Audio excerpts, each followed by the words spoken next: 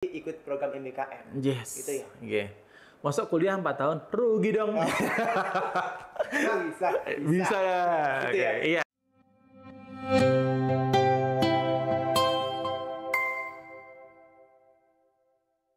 Assalamualaikum warahmatullahi wabarakatuh. Selamat pagi, salam sejahtera untuk kita semua. Hai Sobat FIB, bertemu lagi dengan saya Eko Kurniawan dalam acara podcast Fakultas Ilmu Budaya. Kali ini saya kedatangan tamu spesial lagi nih, ya, dari Prodi Pendidikan Bahasa Indonesia. Yuk, langsung saja kita kenalan dulu. Assalamualaikum warahmatullahi wabarakatuh.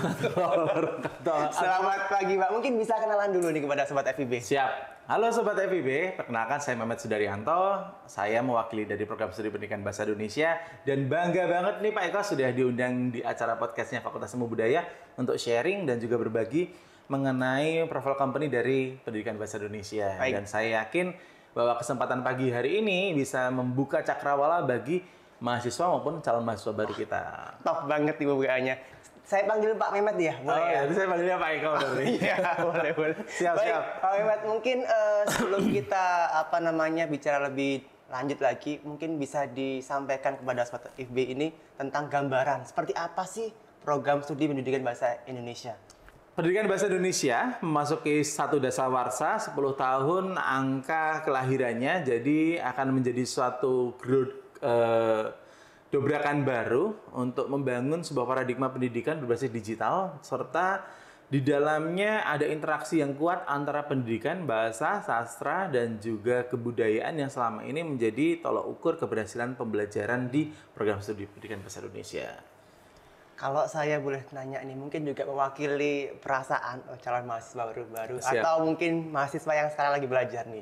Mungkin dari dulu ini ya, baru kali ini saya tanyakan ke dosen pendidikan Indonesia. Kira-kira nih, kenapa sih saya sebagai orang Indonesia nih, kenapa perlu belajar bahasa Indonesia? Salah satunya yang perlu kita ketahui dan sudah kita ketahui Pak Eko, nilai matematika 10 itu wajar, nilai fisika 10 itu wajar, tapi nilai bahasa Indonesia mendapatkan skor 10 itu jarang terjadi. Dan menurut saya memang ada miskonsepsi bahwa selama ini bahasa Indonesia itu diajarkan sebagai ilmu, bukan sebagai bahasa yang merupakan keterampilan. Dan tentu Pak Eko juga dari jurusan bahasa memahami bahwa untuk melatih keterampilan agar kita mahir, tentu kita harus setiap hari menyimak, berbicara, membaca, menulis, sehingga ada kemampuan holistik atau keterampilan holistik yang kita wujudkan dalam kehidupan sehari-hari, baik itu dalam menulis maupun ketika membaca. Otomatis kedua hal tersebut penting untuk kita kuasai sebagai insan masyarakat sosial. Seperti halnya yang sedang kita lakukan sekarang. Saya sedang berinteraksi dengan Pak Eko. Saya sedang mencoba untuk menyimak apa yang pertanyaan-pertanyaan yang disampaikan oleh Pak Eko. Dan saya mencoba untuk menjawab meskipun kadang-kala kok jawabannya nggak tepat ya. Gitu. Tapi dari situ kita belajar mengenai kontrol diri dalam berbahasa. Sehingga melalui belajar bahasa Indonesia, kita mengetahui apa yang harus kita sampaikan kepada orang lain dengan bahasa yang baik dan benar. Dan saya yakin kayaknya itu masih menjadi PR besar kita, terutama tidak hanya di konteks pembelajaran, tapi juga di konteks politik yang saat ini sedang panas-panasnya, bahwa menyampaikan gagasan oleh pedebat siapapun itu harus disampaikan dengan bahasa yang santun, seperti itu Pak Eko. Bener banget sih ya, saya aja dulu pas waktu, kalau dulu kan ada nilai Eptanas ya. Iya. Saya dia dapatnya nasi, dapat 6 kalau. Eptanas itu tahun berapa ya? Di saya sudah UN soalnya Pak. Iya. Kita terpaut cukup angkatan 2 kayaknya. Iya Pak. Ya, mungkin terkait dengan kompetensi ya. Iya. Dalam bahasa itu ada kompetensi apa saja yang perlu dicapai oleh mahasiswa? Oke. Tapi yang perlu sebelum menjawab pertanyaan dari Pak Eko, ada satu informasi yang mungkin sudah diketahui publik dan juga penting untuk diketahui calon mahasiswa adalah saat ini bahasa Indonesia secara sah digunakan sebagai bahasa konferensi dari UNESCO. Wah, luar biasa. Jadi berarti sebagai tonggak baru bahwa bahasa Indonesia saat ini sudah mendunia dan sudah menginternasionalisasi, sehingga kesempatan kita belajar bahasa Indonesia tidak sekadar di Indonesia saja loh Pak Eko, tetapi juga di internasional. Salah satunya adalah BIPA, Bahasa Indonesia bagi Penutur Asing. Jadi BIPA adalah salah satu keunggulan dari program studi pendidikan bahasa Indonesia, terutama di Unsud, karena kami juga memiliki mahasiswa asing. Ada 2 mahasiswa Pak dari Thailand, angkatan 2022, dan ini satu kebanggaan dari kami bahwa belajar bahasa Indonesia itu tidak harus di Indonesia, dan juga belajar bahasa Indonesia itu mengamalkannya tidak hanya di Indonesia. Sehingga kita bisa go internasional, baik itu diri kita sendiri maupun kita membawa bahasa Indonesia ke kancah internasional. Nah, kompetensi apa yang harus dimiliki? Ya, ini bergayutan ya Pak. Salah satu kompetensi yang harus dimiliki tentu keterampilan menyimak, keterampilan berbicara, membaca, dan juga menulis. Di luar dari itu, ada keterampilan lain yang harus dimiliki di program studi pendidikan bahasa Indonesia, teman-teman, yakni keterampilan pengajaran dan juga keterampilan sastra. Di dalam pengajaran itu kita, dan tentu juga Pak Eko sudah memahami, dituntut untuk mampu menguasai pedagogi, artinya ilmu-ilmu pendidikan pembelajaran, mengenali lawan tutur kita, yakni peserta didik, dan juga menguasai apa kebutuhan belajar dari peserta didik. Sehingga kita harus mampu mensinkronkan antara keterampilan pengajaran kita dan juga keterampilan berbahasa. Keduanya harus berjalan seiringan, karena kita bisa ngajar dengan bagus, tapi kalau materialnya tidak bisa disampaikan dengan baik, maka sama saja. Tetapi kita menguasai konsep bahasa yang sangat baik, tapi tidak bisa menyampaikan kepada peserta didik, juga sama saja. Balance antara keduanya. Ditambah lagi kemampuan menulis karya sastra. Menyampaikan karya sastra itu juga, membaca puisi, drama, teater, itu ada di program studi pendidikan bahasa Indonesia. Jadi komplit ya. Baik, tadi ada beberapa kalimat yang saya garis bawahi, yaitu belajar dan mengamalkan bahasa Indonesia sekarang tidak harus di Indonesia, gitu ya. Berarti sudah mendunia nih. Sudah mendunia. Satu lagi nih, tadi menyebutkan BIPA adalah keunggulan pendidikan bahasa Indonesia ya. Kalau kita berbicara tentang prodi pendidikan bahasa Indonesia, kan mungkin di Indonesia ini sekarang udah banyak. Ya. Kira-kira nih dari Universitas Jenderal Sudirman, program studi pendidikan bahasa Indonesia, apa sih keunggulannya? Apa sih bedanya dengan prodi-prodi yang lain? Tidak berani jumawa. Tetapi alhamdulillah program studi pendidikan bahasa Indonesia ini berbasis outcome ya Pak. Jadi kami memiliki banyak mata kuliah berbasis digital. Salah satunya adalah digitalisasi perangkat pembelajaran. Di mata kuliah digitalisasi perangkat pembelajaran, mahasiswa akan diajarkan mengembangkan perangkat pembelajaran seperti rencana pembelajaran, penilaian, media, sumber belajar, dan lain-lain yang dikemas secara digital. Dan alhamdulillah produk tersebut di-HKI-kan. Sehingga mahasiswa lulus dari program studi pendidikan bahasa Indonesia memiliki HKI atas karya yang dihasilkan selama menjadi mahasiswa Pak Eko. Dan menurut saya, digitalisasi perangkat pembelajaran ini merupakan sebuah inovasi baru karena kita memasuki era yang antah berantah. Artinya apa yang akan terjadi 5 tahun ke depan tuh kita nggak tahu nih Pak Eko. Artinya apakah tiba-tiba nanti ada pandemi lagi atau ada situasi yang menuntut kita untuk menggunakan teknologi gila-gilaan, itu yang menuntut kita untuk mampu menguasai teknologi. Jangan sampai teknologi yang menguasai kita. Seperti yang kita ketahui pada awal COVID kemarin, kita benar-benar merasa diancam oleh teknologi melalui penggunaan sosial media dan juga penggunaan games yang anak-anak tidak bisa mengontrol dirinya. Oleh karena itu, dari sistem kontrol tersebut kita pindahkan pada media pembelajaran atau perangkat pembelajaran yang sifatnya integratif dengan materi ajar di bahasa Indonesia. Jadi anak-anak bisa main games, bisa belajar bahasa Indonesia dari perangkat sosial media dan lain-lain. Ini merupakan bentuk integrasi yang ingin kami optimalkan sehingga program studi pendidikan bahasa Indonesia nanti bisa menghasilkan produk-produk inovasi yang bisa langsung diterapkan di masyarakat Pak Eko. Sehingga karyanya itu tidak mandek di perpustakaan teman-teman, tetapi juga bisa dimanfaatkan publik secara luas. Yang mana nanti keilmuan tersebut bisa lebih bermanfaat lagi. Seperti itu.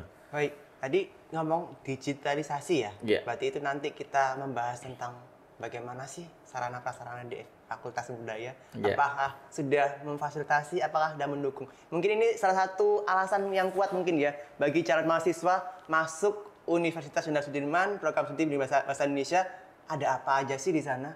Kelasnya bagaimana sih? Labnya? Apakah mendukung yang tadi namanya digitalisasi? Monggo. Yeah. Alhamdulillah dukungan yang luar biasa dari fakultas dan juga universitas. Artinya kita memiliki ruang studio yang sangat bagus ini, yang sangat representatif. Selain itu juga internet yang stabil yang juga membantu mahasiswa untuk mengakses media-media dan sumber belajar Pak Eko. Karena bagaimanapun juga kita berbicara masalah digitalisasi, kita tidak lepas dari teknologi dan juga open access media. Kita bisa mengakses berbagai sumber belajar dan tentunya saya yakin bahwa komitmen dari fakultas untuk menggunakan sharing media, terutama seperti ruangan studio ini bisa kita gunakan tidak hanya di program studi pendidikan bahasa Indonesia, tidak hanya di semua program studi, tapi juga bisa digunakan oleh mahasiswa untuk rekaman, untuk membuat podcast dan lain-lain itu sebagai salah satu sumber belajar. Dan kadangkala mahasiswa itu dibantu dengan budaya yang kita miliki. Salah satunya adalah salah satu budaya seperti kita punya barongsai, kita punya gamelan dan lain-lain itu sebagai media belajar juga bagi mahasiswa. Jadi digitalisasi tidak berarti kehilangan budaya, tetapi kita malah memeluk erat budaya yang ada di sebagai identitas Fakultas Ilmu Budaya untuk semakin mengenalkan budaya lokal menuju internasional dan global, gitu Pak. Terima kasih. Kita loncat sedikit nih. Iya, siap. Kita ke MBKM. Wah, MBKM nggih. Siap. Isu-isu yang lagi hangat-hangatnya mungkin sudah beberapa tahun yang lalu ya sudah dijalankannya. Bagaimana sih pelaksanaan MBKM di Prodi Pendidikan Bahasa Indonesia sendiri? Menarik ya. MBKM itu alhamdulillah berjalan dengan sangat lancar Pak Eko. Jadi di program studi kami di Pendidikan Bahasa Indonesia, kami berkomitmen mendukung program pemerintah melalui Merdeka Belajar.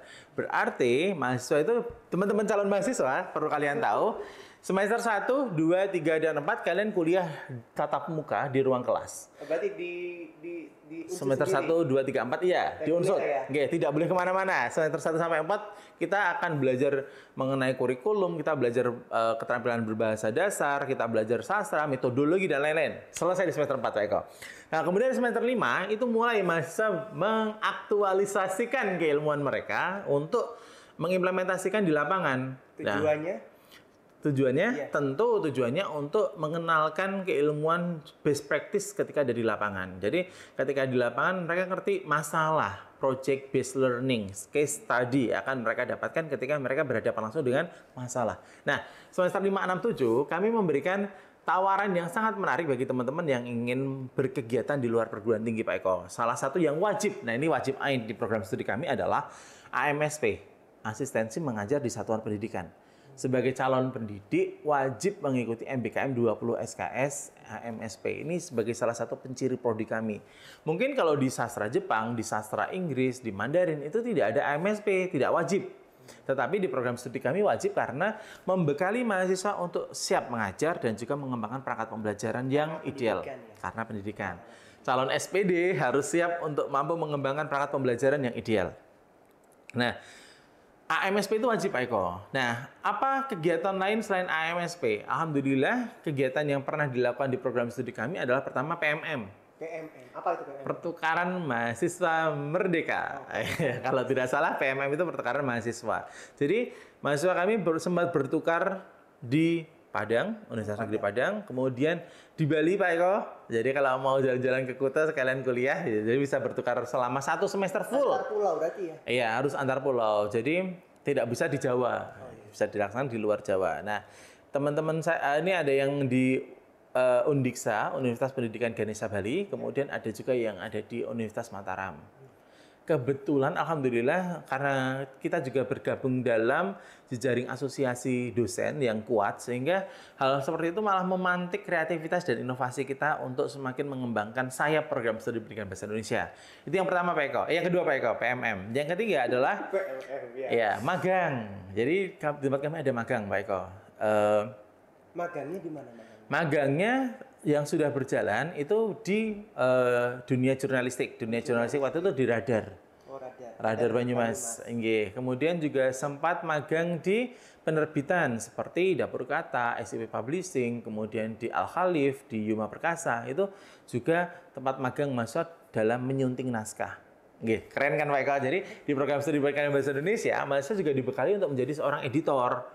Jadi tidak melulu SPD tetapi jadi guru, tetapi di sini juga bisa menjadi seorang editor, bisa menjadi seorang jurnalis, dan juga pernah magang di ini Pak Eko. Ini yang baru dilaksanakan di tahun ini, di semester ini adalah magang di sekolah. Oh, magang di sekolah. Bukan asistensi mengajar di satuan pendidikan. Kalau magang kan biasanya di perusahaan nih. Iya. Kalau magang di sekolah apa yang dilakukan? Nah, mahasiswa dikenalkan dengan manajemen pendidikan Pak Eko. Jadi salah satu fungsi dari seorang manajer di sekolah tentu adalah memanage, mengoperasionalkan dan juga mengelola sumber daya yang ada di sekolah, sumber daya lingkungan, sumber daya guru, sumber daya belajar dan lain-lain. Nah, menjadi asisten bagi wakil kepala sekolah bidang kurikulum, wakil kepala sekolah bidang mahasiswa untuk meningkatkan kejelian mahasiswa dalam mengetahui manajemen sekolah yang baik seperti apa. Keren banget ya. Oke, jadi kami harapkan mahasiswa bisa jadi asistennya wakil kepala sekolah. iya, Kepala sekolah, selama gitu 6 bulan, selama 1 semester Pak Eko. Jadi apa yang mereka akan dapatkan nanti ketika di sekolah akan sangat banyak informasi mengenai ternyata membuat prota promes itu tidak gampang, ya karena mungkin Bapak Ibu dosen hanya bisa mengenalkan prota dan promes, tetapi ketika mahasiswa terjun ke sekolah, ini ya prota dan promes. Yang kadangkala PR kita bersama teman-teman bahwa kurikulum itu selalu menjadi benda mati yang hanya di copy paste dari years to years gitu. Dari tahun ini diganti tahunnya ke tahun depan. Nah, maka dengan sistem pemagangan di sekolah, kami harapkan mahasiswa membuka mata terhadap kondisi pendidikan di Indonesia saat ini. Seperti itu Pak Eko. Kemudian tadi bicara masalah magang. Ada lagi MBKM di prodi kami, masih ada. MBKM di prodi kami yang terakhir adalah riset. Riset. Ya, MBKM riset atau penelitian mandiri ini kami bekerjasama dengan asosiasi juga Pak Eko. Jadi kami tidak melaksanakan sendiri, tapi kami bekerja sama dengan asosiasi sebagai pihak reviewer eksternal. Nah, alhamdulillah Pak Eko, prodi kami juga alhamdulillah tahun ini, bulan ini atau yudisium yang akan datang meluluskan sekitar 5 mahasiswa dengan masa studi 3 tahun 6 bulan. Tepat di semester 7 tidak masuk semester 8. Berarti biasanya kan 4 tahun ya. Iya, ini 3 tahun setengah. Tahun. Iya. Alhamdulillah. Atas dukungan dari seluruh dosen di Pendidikan Bahasa Indonesia, atas dukungan dari bentuk kurikulum kami yang mempermudah mahasiswa, karena saat ini mahasiswa sudah mencapai lebih dari 144 SKS loh Pak. Ditambah dengan skripsinya nanti. Artinya mereka sudah ready. MBKM Riset ini salah satu jalan untuk mempercepat studi mereka. Jadi sejak semester 7 mereka sudah mengambil paket MBKM Riset untuk melakukan penelitian sejak dini.